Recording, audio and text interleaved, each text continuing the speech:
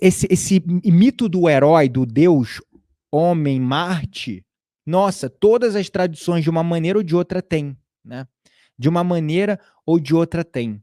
Então, se a gente for fazer uma comparação baseado nessa crença do animismo, unido com o estabelecimento de deidades dos domínios e fenômenos da natureza, a religião celta, pautada nos druidas, era como um candomblé à la Europa, tá? Comparando mal e porcamente, né?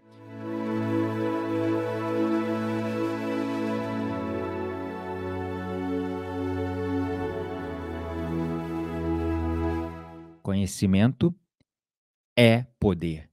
E quanto mais conhecimento você tem sobre diferentes práticas, de diferentes tradições, e como eu tenho essa capacidade, sempre esse intento de mostrar para vocês os pontos comuns das diferentes tradições, para desmistificar, para tirar da tua cabeça mesmo os medos, inseguranças, preconceitos e diversos diversas crenças a respeito de coisas que às vezes a gente nem conhece e mesmo assim carrega crenças, porque não questiona de onde vêm essas crenças. Eu estou aqui hoje para trazer um pouco do conhecimento de primeira mão que eu tive com essas tradições, esse povo, né, essa cultura misteriosa céltica. Eu me lembro que quando eu, ainda jovem, eu tinha uma fascinação pela música céltica, música medieval, castelos, essas coisas do tipo. E uma das dos primeiros contatos com, de certa forma, a cultura céltica, foi através das músicas da Enya. Vocês já ouviram falar de Enya? Conhecem? Comenta aqui embaixo, conhece a Enya? Sim ou não? Tá? E a minha mãe ouvia essas músicas, né, porque ela tinha depressão, tinha ansiedade e essas músicas a acalmavam. E minha mãe tinha vários álbuns da Enya, muitos álbuns. E eu me lembro que quando novo eu ouvia aquelas músicas e era como se eu fosse transportado para uma outra era, sabe. Quando ela estava ouvindo essas músicas e às vezes eu estava no quarto, eu deitava, fechava os olhos e era como se aquelas músicas me transportassem para uma outra era, para um passado muito ancestral, muito antigo. Era uma sensação de, como eu poderia dizer, a palavra é de nostalgia, sabe, era como se eu pertencesse a essa era, a essa época.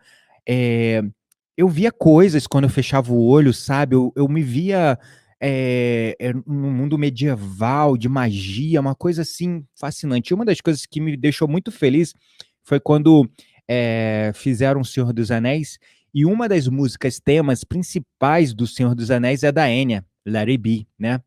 Cara, aí eu fiquei mais orgulhoso ainda, né, porque eu, como um bom nerd, sempre gostei dessa parte, dessa cultura medieval, céltica, fantasia medieval, elfos, duendes, anões, fadas, essa coisa eu gostava, né. Isso por influência dos jogos de RPG, de fantasia medieval que eu jogava, aqueles de livro mesmo, sabe, de mesa, não sei se vocês conhecem, né, eu era bem nerd mesmo. Então, era como se, o RPG fosse e a música fosse uma forma de eu me transportar para uma época que eu tinha essa sensação muito profunda dentro de mim, que eu já pertenci, né, que eu já fui, talvez em outra encarnação. Então, esse foi o primeiro contato. Aí eu me lembro, quando eu fiquei mais velho, um professor de um curso que eu fazia, curso técnico, uma professora, na verdade, de psicologia do trabalho, ela falou assim: "Olha, quem trabalha nessa área de segurança do trabalho e meio ambiente e tem inglês fluente é rei". E aí eu me lembro que eu senti um chamado muito grande no meu coração, eu tinha uns 16, 17, de começar a me dedicar ao inglês. Comecei a fazer o inglês e tal, me dedicar, amei o inglês, comecei a estudar, estudar, estudar, estudar, estudar, e comecei a trabalhar numa multinacional que eu tinha contato com pessoas de fora, eu traduzia procedimentos e tal. E aí eu vi um vídeo, lembra daquele conselheiro de carreiras que dava no Fantástico? Eu esqueci o nome dele, um russão. Ele fez um vídeo falando: "Olha, você não pode se considerar com inglês fluente enquanto você não tiver morado fora". E aí, quando eu comecei a estagiar, minha meta foi guardar dinheiro para fazer, intercâmbio. E aí quando, me mostraram as opções de países para fazer intercâmbio, uma das opções, além de, né, Estados Unidos, Inglaterra, vários países, tinha a Irlanda. E na hora, assim, quando eu ouvi falar de Irlanda, meu coração bateu forte, né.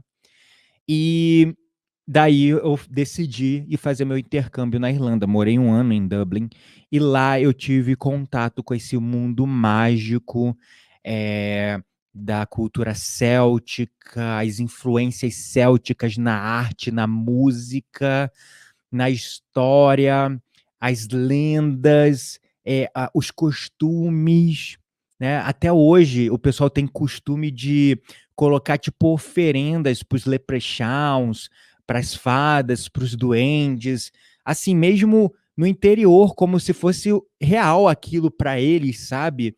Assim como a gente, vai para a igreja, né, e para nós Deus é real, lá eles têm muitos cultos, muitas coisas assim, e foi muito mágico. Quando eu pisei na Irlanda a primeira vez, quando eu cheguei lá, parecia que eu estava voltando para casa, parecia que eu estava voltando para casa, uma sensação, assim, quando eu comecei a visitar aqueles castelos abandonados, antigos, visitar aqueles montes, aquelas, construções do neolítico, quando as culturas célticas eram muito fortes. Gente, foi assim, um transporte para uma nova era. Um dos lugares, assim, que, assim, eu já viajei para tudo que é lugar do mundo, mas quando eu fui pra Irlanda, a sensação de estar em casa nunca foi tão forte, nunca foi tão forte. Então vamos falar um pouco dessa cultura céltica, né, esse povo céltico misterioso, não há muitos registros escritos sobre eles, porque a transmissão de conhecimento deles era através da transmissão oral e dos bardos. O que são os bardos? Cantavam, né, eles cantavam, iam transportando as lendas, as histórias através de cânticos, de músicas ou de poesias épicas, e nunca teve nada escrito, sabe, sobre a cultura céltica. O pouco que havia, na Irlanda, foi assimilado pela Igreja Católica, e depois quem continuou cultuando essa cultura céltica, mesmo que de forma velada, foi encarado como bruxos, bruxas, pagãos e queimados, enforcados, entende? Então tem muito pouco registro, sobre essa cultura. Então a gente vai desmistificar um pouco mais e vocês vão entender as raízes desse tipo de prática, desse tipo de é uma religião, né, uma religião estruturada, conhecida como uma religião pagã. E aí a gente precisa definir, tá? O que que é o paganismo? O que que é o paganismo? É um termo geral, tá? Usado para referir-se às antigas tradições e culturas politeístas, tá? Ou animistas. As culturas politeístas ou cultos politeístas eram os cultos que possuem mais de um deus. É um panteão de deuses. Assim como na mitologia nórdica, na mitologia greco-romana, a mitologia céltica também tinha seus diferentes deuses. A cultura céltica, ela possuía uma série de divindades e pautado nesta tradição xamânica animista, lembrando o que que é essa tradição animista, é a crença central de que tudo possui consciência, tudo possui alma, tá? Tudo possui energia, tudo, pedras, cristais, vegetais, animais, tudo, tá? E a o rito o rito geral das tradições animistas é o culto à natureza.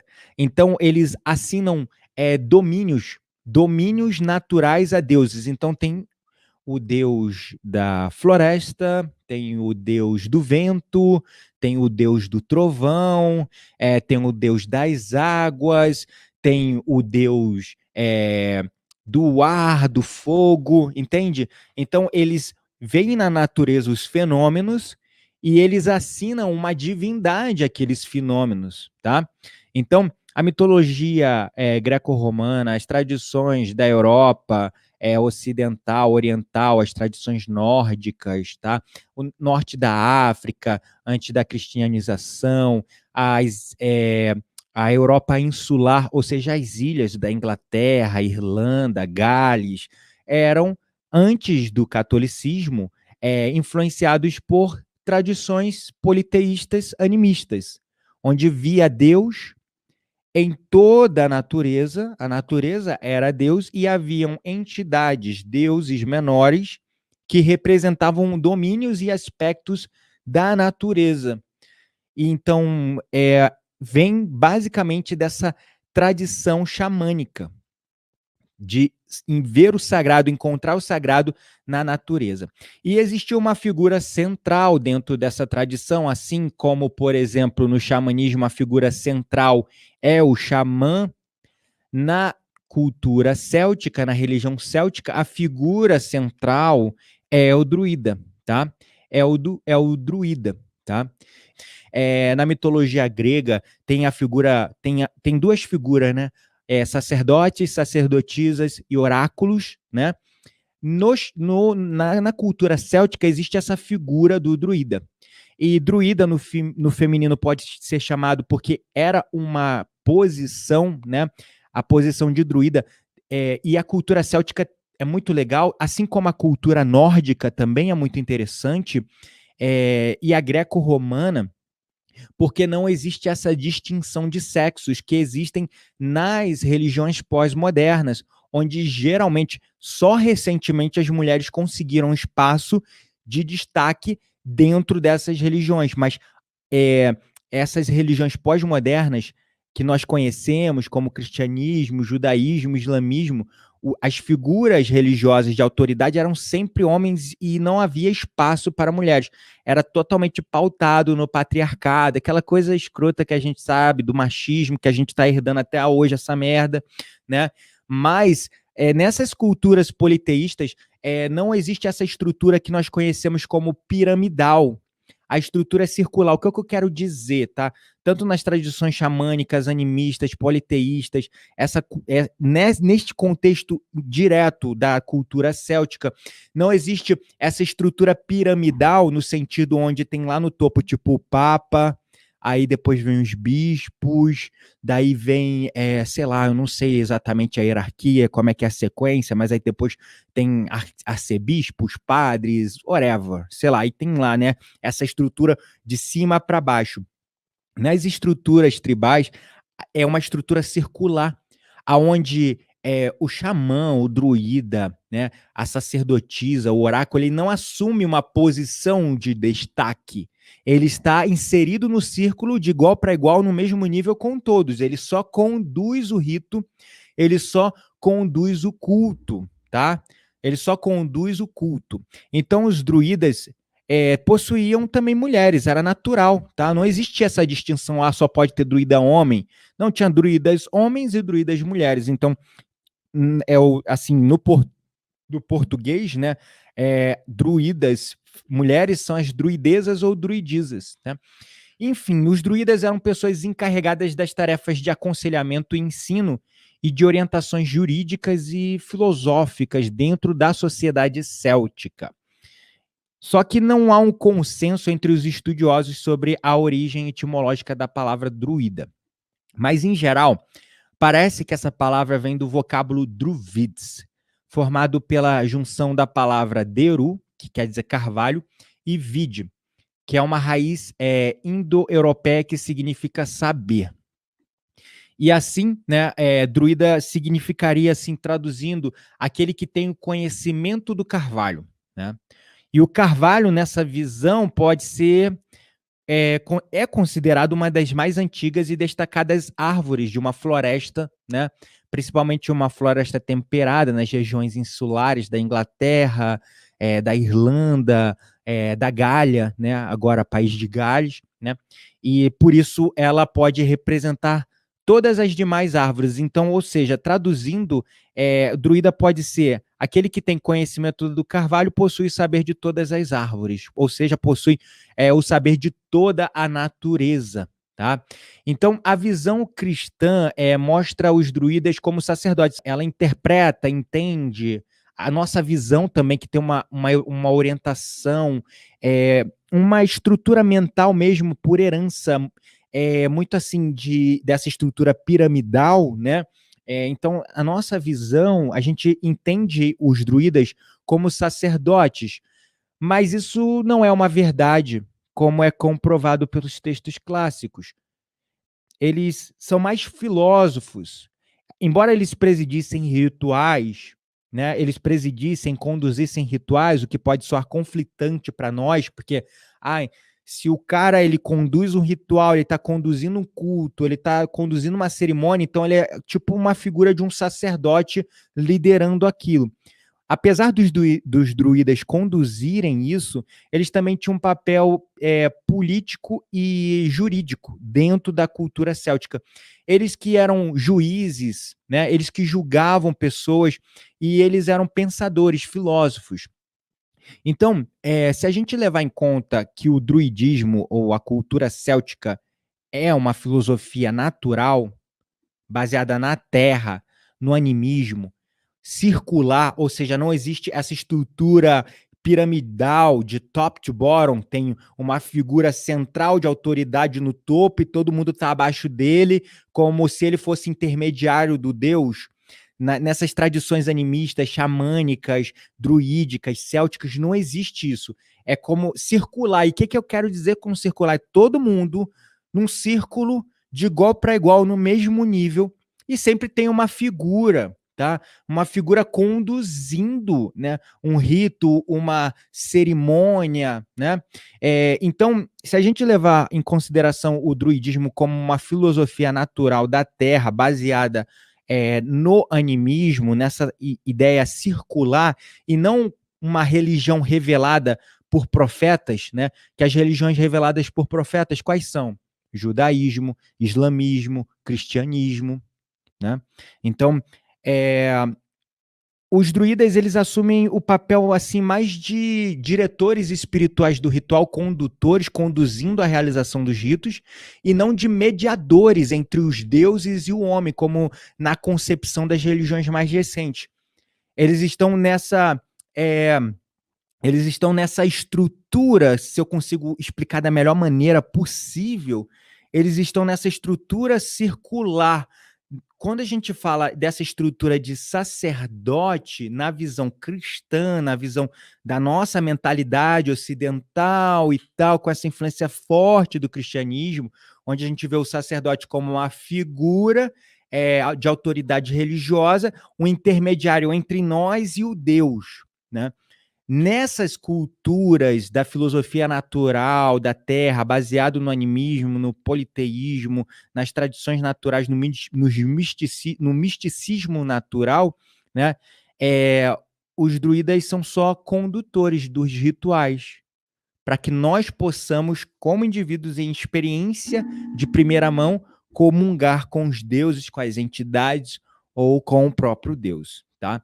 E aí a antiga religião celta, ela é comumente conhecida como uma religião pagã ou paganismo céltico, e ela compreende várias crenças, né, e práticas religiosas seguidas pelos povos da Idade do Ferro da Europa Ocidental, agora conhecidos como celtas, que aconteceu mais ou menos entre 500 antes de Cristo até 500 depois de Cristo, abrangendo um período da era romana, né?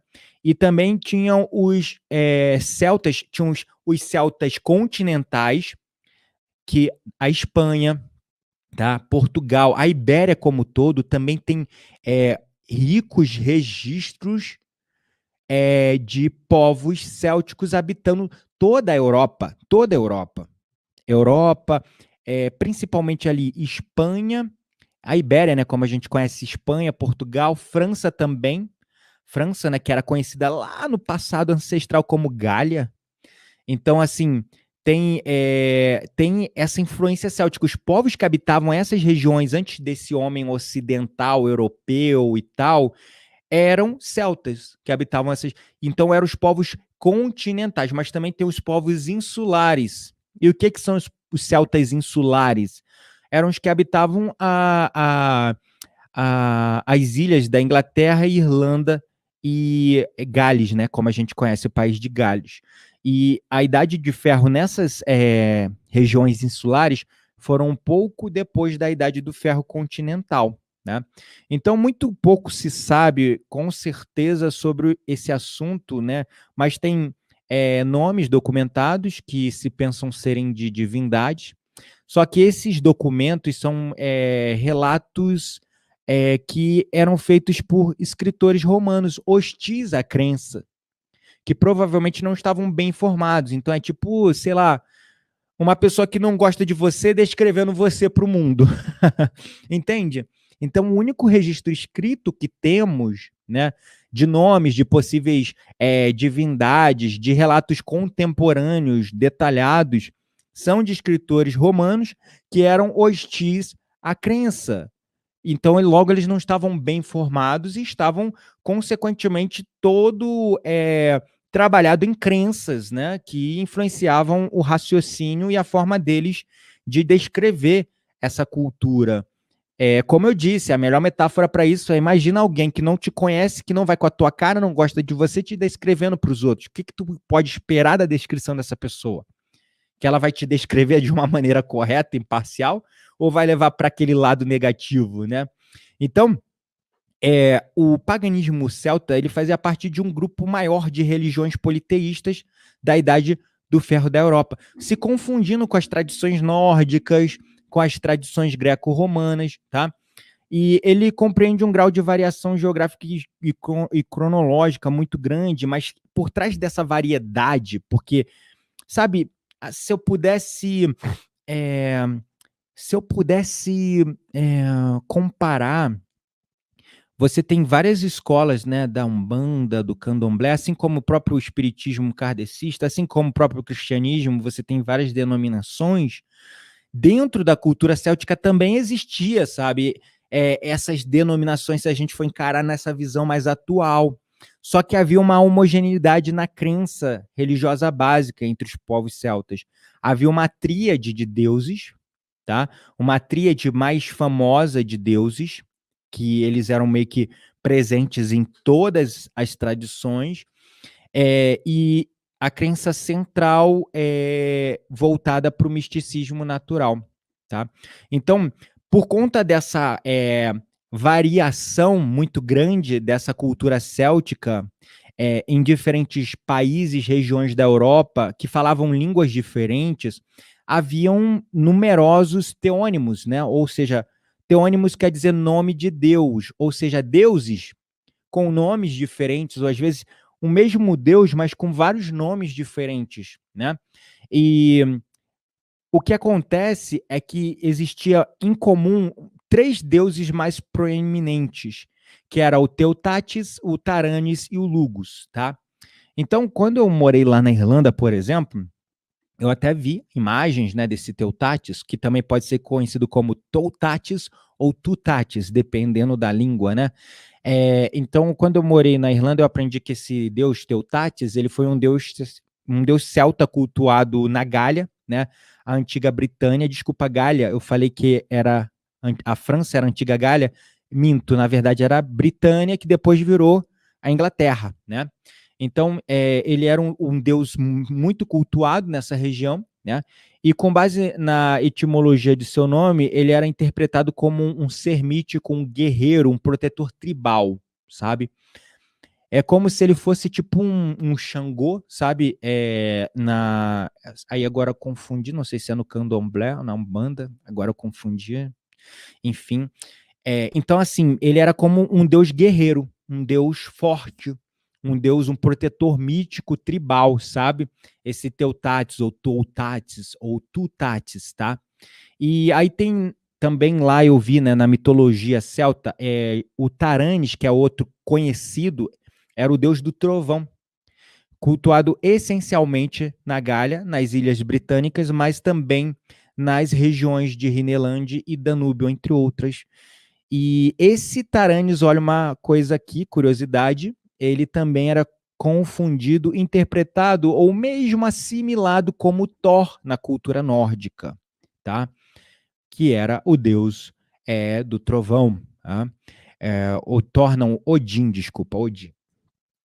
Odin assim, é que existem, e aí eu tomo cuidado para falar, porque tu tem que realmente ver as diferentes etimologias, ou seja, as diferentes origens das palavras, e você também tem que ver os registros e as referências cruzadas, porque muitos deuses, eles eram assimilados de outras religiões, tá? Porque, como eu poderia explicar? Assim como aqui no português a palavra Deus é Deus, lá nos Estados Unidos é God, em francês é Dieu, entende? São nomes diferentes, mas está falando da mesma coisa. Mas a flexão, a diferença desses nomes está na língua falada, entende? Então, muitos deuses, quando a gente fala Deus trovão, Deus guerreiro, para os povos tribais, para os povos xamânicos, talvez, só talvez, todos eles estivessem falando de fato de uma mesma entidade, de um mesmo Deus, com as mesmas características, lendas muito similares, mitos muito similares, romances muito similares, mas nomes diferentes por conta da flexão da própria língua, tá? Então, é por isso que é importante a gente observar isso. Essas eram religiões, de fato, oficiais, cultuadas por muitos povos. Aí veio todo aquele processo de canonização por um movimento mesmo político de dominação cultural, assim como os Estados Unidos começa a comercializar o capitalismo para tudo que é lugar do mundo. Foi assim Roma, lá no passado, quando foi perdendo seu território para os povos que eles falavam bárbaros, e eles precisavam encontrar uma forma de ainda continuar influenciando culturalmente e politicamente as outras regiões do globo. Então, eles transferiram o poder de um império armamentista, político, de dominação geográfica e tal, para um império de Deus. E aí veio a Igreja Católica, entende? Então, quando começou esse processo de canonização, que foi um brainwash mesmo, uma lavagem cerebral, uma humilhação das crenças locais, um processo, desculpa, gente, escroto de destruição de culturas ancestrais, de perseguição, de matança, né? De fogueira. Ah, não, você adora Teutates, então tu é pagão, vai morrer, sabe? Então é triste, né? Essas religiões, elas foram perdendo seu espaço, elas foram morrendo. E aí a gente chama hoje de mitologia, mas eram religiões de fato. Eram religiões de fato. Elas tinham cultos, cerimônias, princípios, tradições, ritos para nos religar com a divindade, entende? Aí hoje a gente chama de mitologia grega, mitologia nórdica, mitologia céltica. Isso também é desrespeito, na minha opinião. É que eu estou desabafando para vocês, tá? É o mesmo desrespeito que fizeram lá no passado com esses povos ancestrais, saíram invadindo as terras deles, matando. Agora você vai adorar meu Deus, você vai beijar a cruz, você vai gerar adoração por esse ser, por essa entidade. Se você não fizer isso, eu te mato. Te persigo, te prendo, te destruo, acabo com você. Então a gente ficar chamando isso de mitologia ainda é um desrespeito, na minha, tá, opinião. Respeito a opinião de vocês. Mas a gente está fazendo o mesmo que fizeram lá no passado. Saíram passando por cima de carro, carroça, carruagem, exército, sapateando na cultura, nas tradições de povos tribais, de povos animistas, xamânicos, de povos com uma grande sabedoria do misticismo natural, com uma grande conexão com a natureza, com a grande conexão de nos conectar com a fonte, que Deus também está na natureza. Muitas sabedorias de ervas, de medicinas foram perdidas, de culturas, de sabedorias ancestrais, de uma sabedoria, uma filosofia profunda de respeito a tudo, ao natural, sabe? E saíram pisoteando, destruindo, queimando, acabando. Entende? Então não chame. Eu convido você a fazer essa reflexão. Não chame de mitologia céltica, mitologia nórdica ou mitologia grega. São religiões. Eram, né? Morreram. Só isso. Não sei se faz sentido para vocês, mas, enfim, eu senti aqui e me empolguei um pouco, tá? Então, o que que acontece, né? Se a gente for olhar para outro deus que é muito comum dentro da cultura céltica, da religião céltica, né?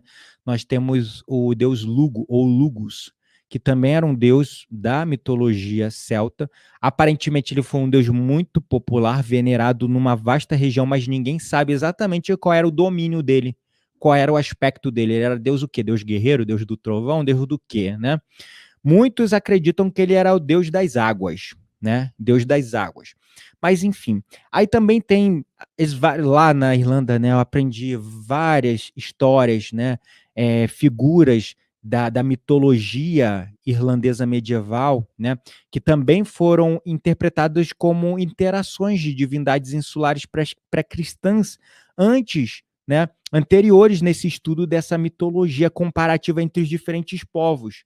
Então, assim, deuses que de fato, entidades, talvez heróis, talvez humanos, pessoas mesmo que fizeram grandes coisas, tiveram uma grande influência, assim como o próprio Jesus, né? E se tornaram dentro do consciente coletivo, do imaginário global daqueles povos, entidades de uma determinada região, né? Assim como Hércules, né? Hércules, que era filho de Zeus, mas era um deus homem.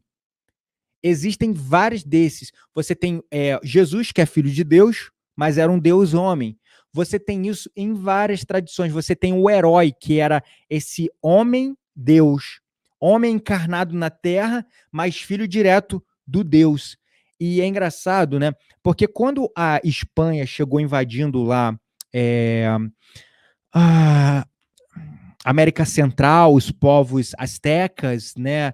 Começaram a invadir, destruir tudo, porque, putz, a colonização espanhola foi covarde, né, gente? Foi covarde pra caramba. Por isso que eles estão. É um povo karmado pra caramba, né? Quem nasce na Espanha acumula e herda o karma do coletivo da Espanha. É puxado, né? Mas, enfim, eu não quero entrar nesse tema, mas é uma coisa que eu tenho uma opinião bem informada sobre. Então, assim, foi uma barbaridade o que os espanhóis fizeram, né? Eles chegaram, eles queriam ouro e chegavam matando e destruindo e, sabe, não tiveram nem a metade do que que, embora os portugueses também foram violentos, nossa, os espanhóis, pai do céu. Então, eles chegaram primeiro tentando canonizar os povos lá, astecas, maias e tal, né? E aí eles tentaram canonizar e eles chegaram falando de Jesus. E os povos lá falavam, não, mas a gente já tem um herói como esse que se sacrificou pela gente. A gente não precisa de outro herói. A gente já tem um herói como esse, né? Aí, daí começou os conflitos, né? Começou os conflitos. Então, por isso que a gente tem que olhar assim, né? Esse mito do herói, do Deus, homem, Marte, nossa, todas as tradições, de uma maneira ou de outra, têm, né? De uma maneira ou de outra, tem. Então, se a gente for fazer uma comparação baseado nessa crença do animismo, unido com o estabelecimento de deidades, dos domínios e fenômenos da natureza, a religião celta, pautada nos druidas, era como um candomblé à la Europa, tá? Comparando mal e porcamente, né? Onde o druida está para o pai orixá, baba orixá, assim como os deuses estão para os orixás. Se a gente fosse comparar, tá? E aí você vê também mais referências cruzadas, né?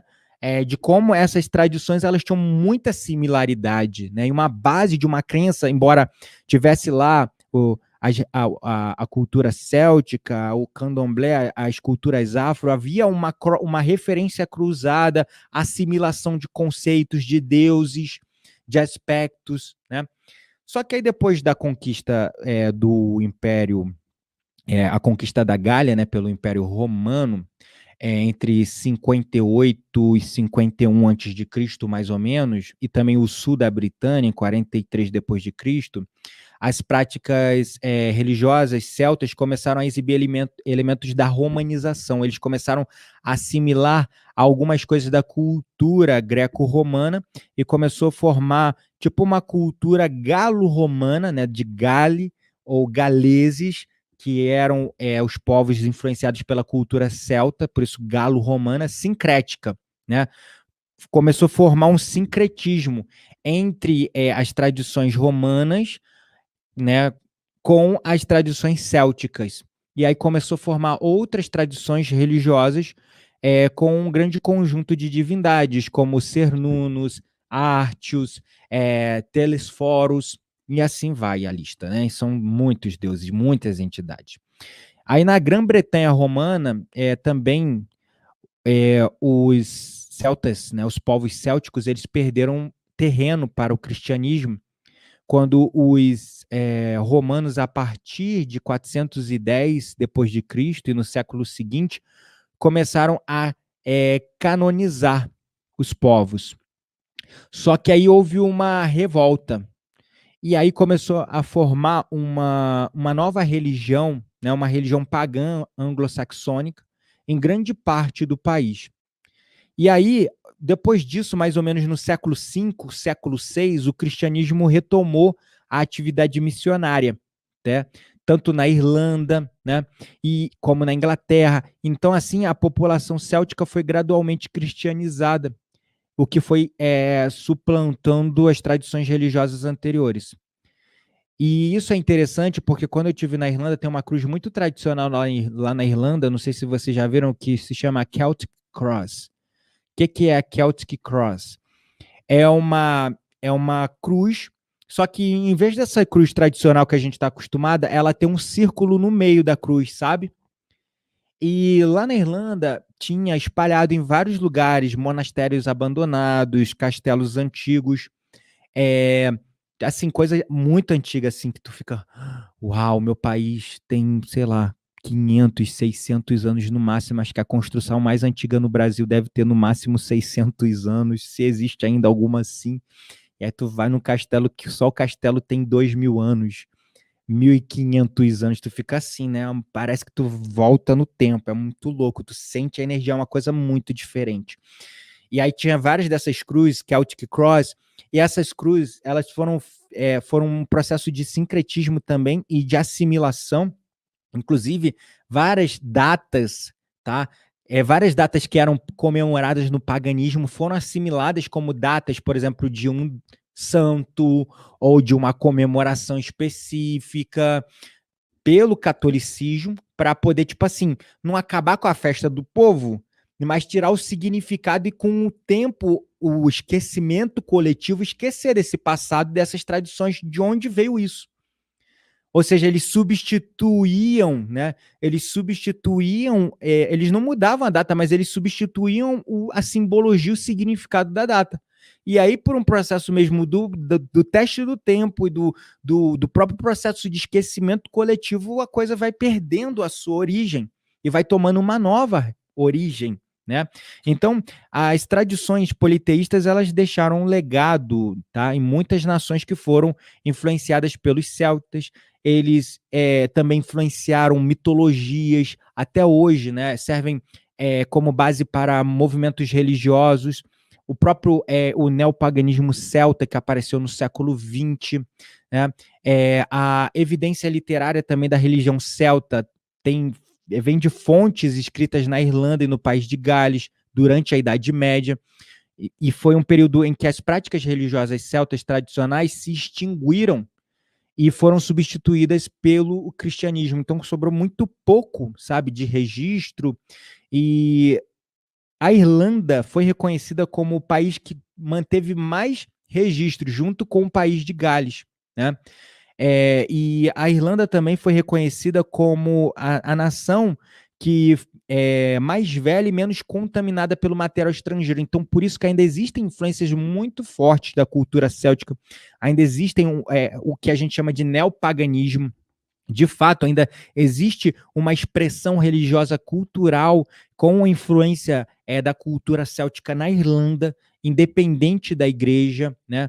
A própria separação da Irlanda, que a gente chama de Irlanda do Sul, mas é a Irlanda oficial que a gente conhece, e a Irlanda do Norte, que ainda faz parte do país da Inglaterra, né? Que ainda faz parte da Inglaterra, foi não só uma separação política, mas uma separação religiosa, porque a Irlanda do Norte ela queria permanecer firme e aderente às tradições, enquanto que a Irlanda, né, independente, que a gente conhece como país, ela queria abrir e retornar às origens e resgatar os valores perdidos das tradições ancestrais. Enfim, então foi uma separação não somente política, mas também cultural barra religiosa. Então você tem o druidismo, né, que é também uma religião neopagã, baseada no politeísmo. Se a gente olhar desta maneira, é como o candomblé mesmo e a Umbanda, que é uma religião politeísta, né, pautada em politheos, ou seja, muitos deuses, ou entidades, chame como você quiser. Então, até hoje, né, na Irlanda é muito difundido poemas, contos épicos, né? Tem músicas ainda que as pessoas ainda tocam, né? E é muito lindo, né? E é um processo assim que tá meio que as pessoas estão voltando para as origens. Se você pesquisar, tá também sendo crescente uma religião assim chamada druidismo. A própria Wicca está ganhando força também. A Wicca bebe muito nas fontes do neopaganismo, bebe muito nas fontes da cultura céltica, né? Também está havendo um movimento, por exemplo, nos países do norte europeu, né? Que aí a gente tem lá Dinamarca, Noruega, esqueci, também um resgate dessas culturas, desses conhecimentos do que antes a gente encarava como mitologia nórdica, está voltando com força como uma religião neopagã politeísta, né? O culto a Thor, culto a Odin e outros deuses, isso é muito fascinante, porque esse resgate, ele é um resgate do misticismo natural, da conexão com a natureza. O xamanismo também, um movimento que está pegando grande força aqui no Brasil, embora não se tenha uma figura central e muitas entidades, né? Mas existe essa crença central do grande espírito e dos guias espirituais e tudo mais. Então, assim, é um movimento que está voltando, está ganhando força, e é muito engraçado, né? É que quando você vê, tem muitas coisas na Irlanda que se confundem com realidade, né? Que se confundem com realidade. Tem tantos poemas, contos épicos e músicas que são tocadas, replicadas, que elas foram escritas há vários séculos antes do cristianismo tomar tudo, né? Que foi também escrito até e replicado por monges cristãos, né? Que eles não eram completamente hostis ao paganismo anterior, então eles, por respeito, eles reescreveram e escreveram, registraram e guardaram os registros, né, dos povos antigos. Essas cruzes célticas que você vê são cruzes de 2, 3 metros de altura de pedra, entalhado na pedra.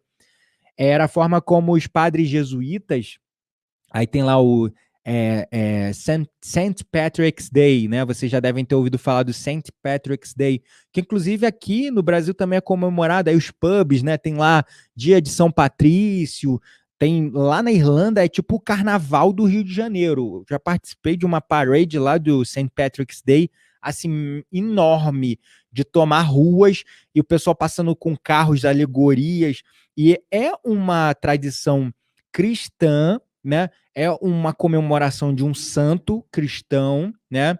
Que é o São Patrício, mas foi uma data assimilada da cultura da religião céltica anterior, né? Eles substituíram só a figura e colocaram como o dia de São Patrício. Então, assim, essa cruz céltica foi uma maneira como esse São Patrício, que foi um dos padres jesuítas de mais destaque, que conseguiu realmente converter o povo irlandês, canonizar o povo irlandês para fora da religião celta para o cristianismo, e ele começou a usar um método para ensinar as crianças, para catequizar crianças, jovens e velhos, através dessas Celtic Cross, que são essas cruzes de 3, 4 metros de altura, que tem um círculo no meio, e nela, se vocês verem, as que ficaram conservadas, elas têm entalhes perfeitos contando a história de Jesus Cristo até a crucificação dele. Então eles pegaram um símbolo pagão, porque esse círculo, né, ele é uma representação gráfica da principal divindade de todos os povos celtas, que é o deus que personifica o aspecto, o domínio do sol, né? Então eles pegaram um símbolo pagão, sobreporam numa cruz cristã para facilitar a assimilação pelos povos, e entalharam nesse símbolo a história de Jesus até a crucificação, e na época era colorida. Hoje, quando você vê essas, como é que fala, essas cruzes, elas são de pedra, né? Pedra cinza, né? Entalhada lá com musgo. Mas lá atrás, no passado, eles pintavam, era pintadinha, super colorida. Aí eles sentavam as pessoas em volta da cruz, e aí o padre jesuíta, o monge jesuíta, contava a história de Jesus, né? Contava a história mítica de Jesus, né? E aí eles iam canonizando, catequizando o povo. Isso é muito curioso, eu vi lá muito isso, né? Outras coisas que se confundem, por exemplo, mito com verdade, por exemplo. É, Ao invés de tratar os personagens dos contos míticos como divindades, lá na Irlanda, até nas tradições neopaganistas, e na época mesmo da religião céltica lá, mil e pouco, 1500, 1600, 1700 anos, eles geralmente, as divindades, eles são alocados no papel de seres históricos e heróis, ou seja, homens que realmente andaram sobre a Terra, que talvez tivessem poderes sobrenaturais ou sobre-humanos, né? E, por exemplo, nas fontes irlandesas, os deuses são reivindicados como uma antiga tribo de seres humanos, uma antiga tribo de seres humanos gigantes, conhecido como Tuatha De Danann, os gigantes. E isso, quando a gente começa a estudar povos da Suméria, gigantes, se vocês pesquisarem registros de gigantes, de pegadas de gigantes, fósseis de gigantes, esqueletos, ossadas de gigantes que escondem do conhecimento geral do povo, mas sim muitos fósseis, esqueletos de humanoides gigantes, de fato, foram descobertos.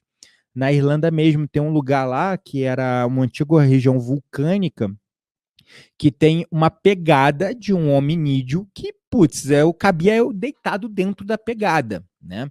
Então, muitas das divindades são inspiradas nesses seres ou heróis ou humanos históricos com supostos poderes sobrenaturais ou sobre-humanos, que eram de uma antiga tribo de humanos gigantes conhecida como Tuatha De Danann.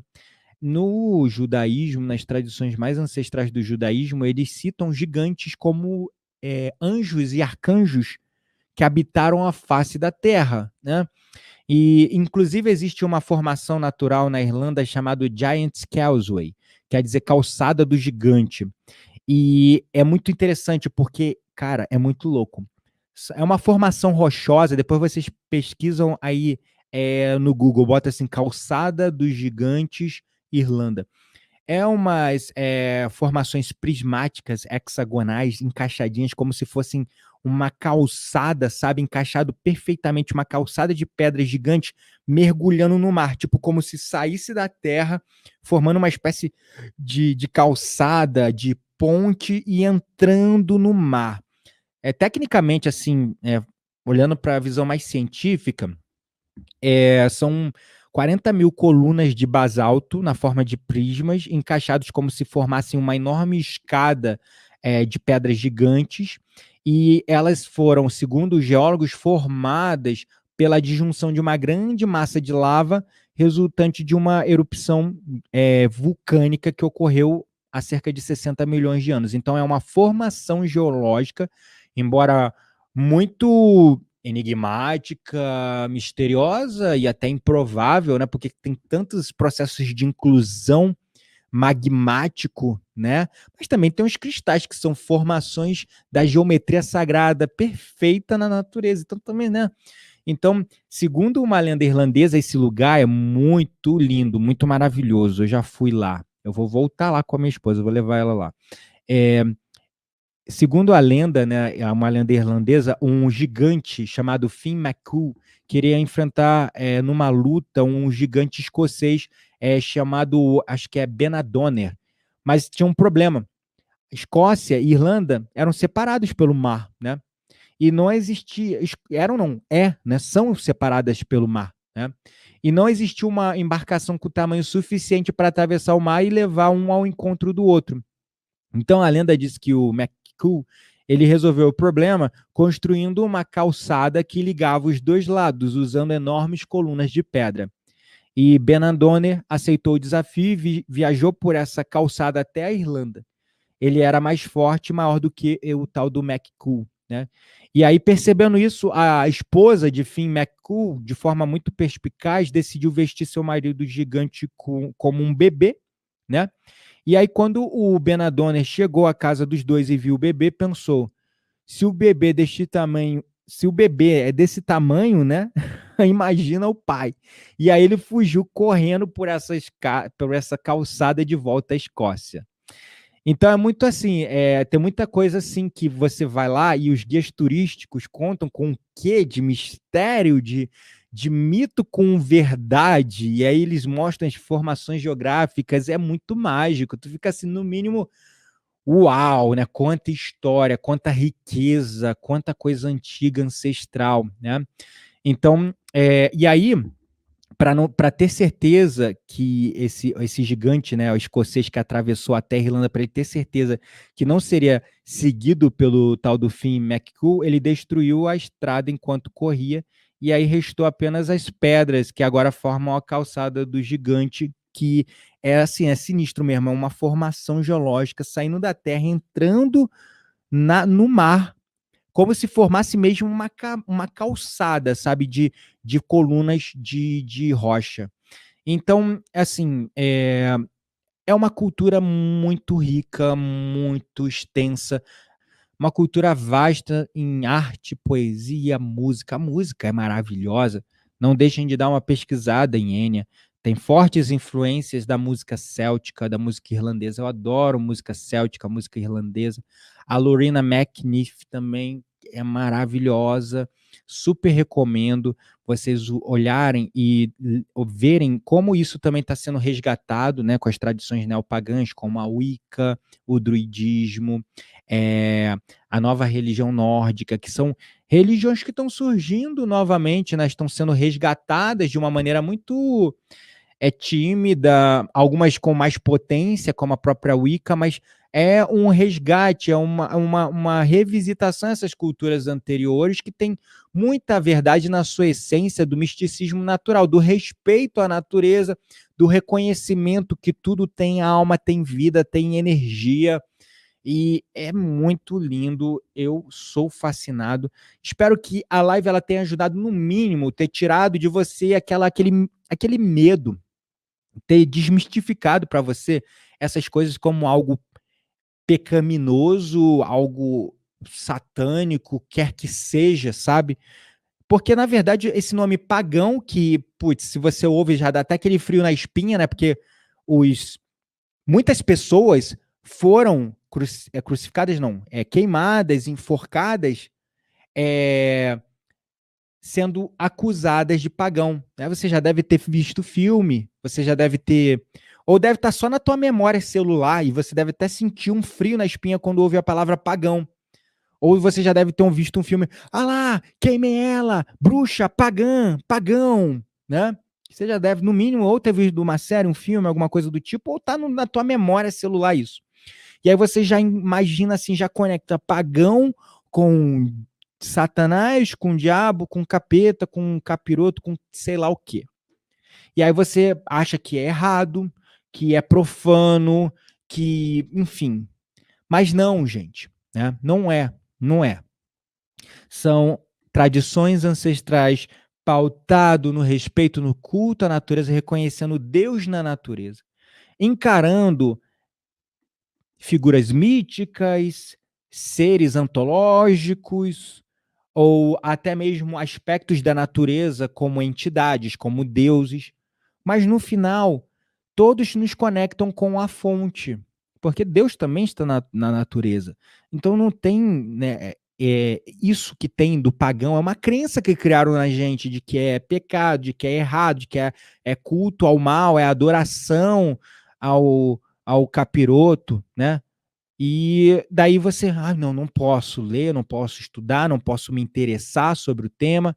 Eu estou aqui só para trazer informações, mostrar para vocês diferentes culturas, pontos de vista, fazer você questionar suas próprias crenças e se abrir para o novo, não no sentido também de adotar isso como tua religião, não no sentido de você, não, agora eu vou virar celta, whatever. Na verdade, só para te mostrar que, em essência, todas as religiões têm um princípio de nos conectar com a fonte, e você não precisa, inclusive, delas para se conectar.